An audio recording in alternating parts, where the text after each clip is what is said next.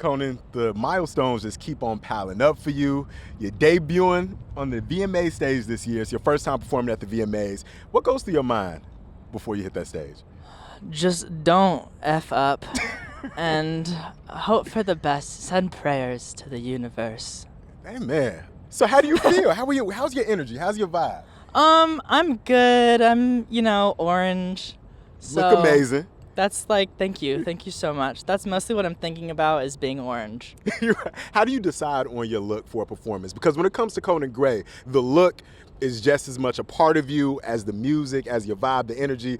So how do you decide what you're gonna rock? Thank you. Well, this is Valentino, and I love Pier Paolo, and it's been so much fun dressing in all of his beautiful creations, and so this is one of his wonderful works. But before stage, it really depends what the situation is. But for something like this, with such a fun moment, I think you want to just make the most hilariously big statement that you can. That's right. It looks good. It's gonna look good on camera. It's a bright colors, bright energy. Thank you. Along those lines, how do you decide what songs you're gonna do for a performance like this? Well, my new album Superache just came out, and so I figured I had to do the songs off there that the people have been telling me that they like. So Memories was a very obvious pick because it's just the kind of song that you want to scream along with a bunch of people. We talked a little bit about this off camera. We last saw you in 2020 when you were nominated for Best Push New Artist. How have you grown since then? God, life has changed a lot in 2 years, and you always think that you're done growing, and then you look back at yourself a year ago and you're like, who is that person? So I'd like to think that I've grown a little bit more mature, but then I know that in a year I'm gonna be like, oh, what's wrong with that kid? Do you feel that way when you listen to old music?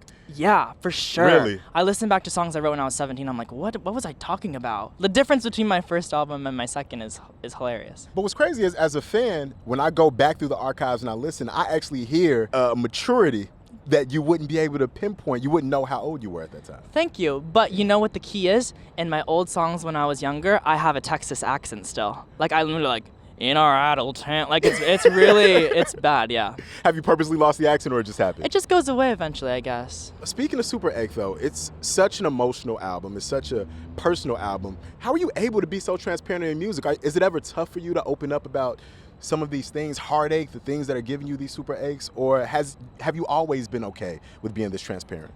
I've not always been okay at all. I'm a very shy person, and I just feel like it's necessary because we're all the same. We all think we're all so different, but in reality, we've all been through the exact same things. And I also feel like people can tell when you're lying. So you just have to tell the truth, or else no one's going to relate. So I just think it's important. But it's super embarrassing sometimes. I've received some very bad text messages after songs have come out, for sure. Because you were talking about real people in real yeah. situations. How do you navigate that? I just smile, I giggle. Smile, giggle, and block. Let it pass. do you block them too, or you just let them text into the abyss? We just let it go. Let it go. Yeah. It's funny you bring up being shy though. I remember an early video on your YouTube channel where you talked about wanting to be an actor and a model, but saying that you were too shy. It's surprising that you still consider yourself shy and you're taking the VMA stage. How do you fight through that as a performer? I think that the main thing that I do is just know that the people out there are just there to have a good time and have fun as well as me, but I also just try not to think about it. If I think too much about it, I'll go crazy. How did social media help you find your voice as an artist? I try not to look at social media, but I think that social media holds all the people that are just like me because I was raised on the internet. So I think it just lets me know that I'm not alone. Was it an adjustment for you when you first began performing live? How did you navigate taking what you've done in studio and what you've done in front of cameras in the comfort of your home? How did you make that transition to live performances? Well, I get terrible stage fright. No matter how many times I play it, I'm still the world is ending and everything's gonna fall apart. Nobody has ever liked me in my entire life and I should just stop music right now. But to me, it's the second I step out there, everything's perfectly fine. And I'm reminded that it's music. It's all about relating to people and finding comfort in each other. So I think that once you sing the songs, they go from these songs that I wrote in my bedroom to actually being theirs instead. And it's no longer really my music. I'm this music gets to be whatever you want it to be. And so I find a lot of comfort in that. But I'm still right before this, I was yeah. I think that's going to be comforting to a lot of people who find themselves in that same position. And it's like, if Conan feels this way and he's this superstar, then surely I can get through this. I'm incredible. Do you think it's something positive about still having those nerves, right? Because I feel like the minute you don't have them, then arrogance can up your whole... Yeah. Every once in a while you meet someone and you're like, no one has ever told you that you're bad, ever. Right. So I think it's good to remind yourself that you're terrible. Let's talk about collaborations. When you're working with folks, what goes to your mind creatively when you're thinking about who you're going to make music with? Well, I really do write like most of my songs just in my bedroom alone.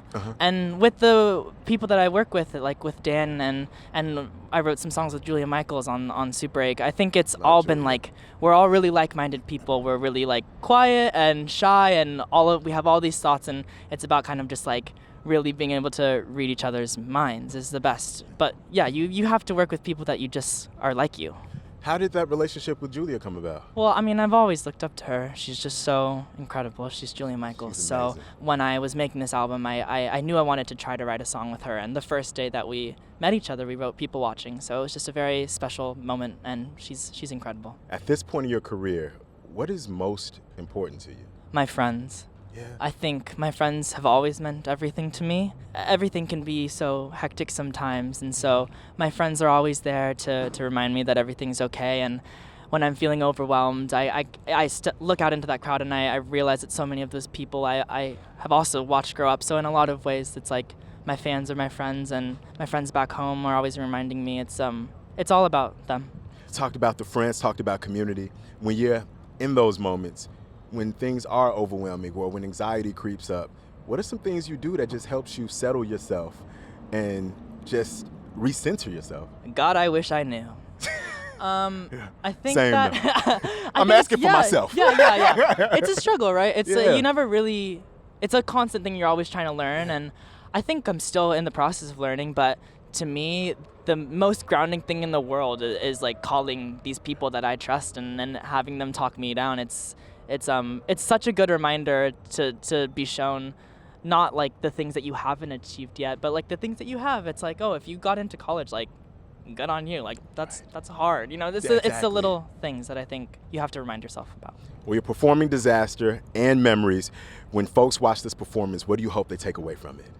I hope they have fun, and I hope that they relate to the lyrics, because that's the only reason why I do any of this, is just to hopefully find some people that understand what I'm trying to say.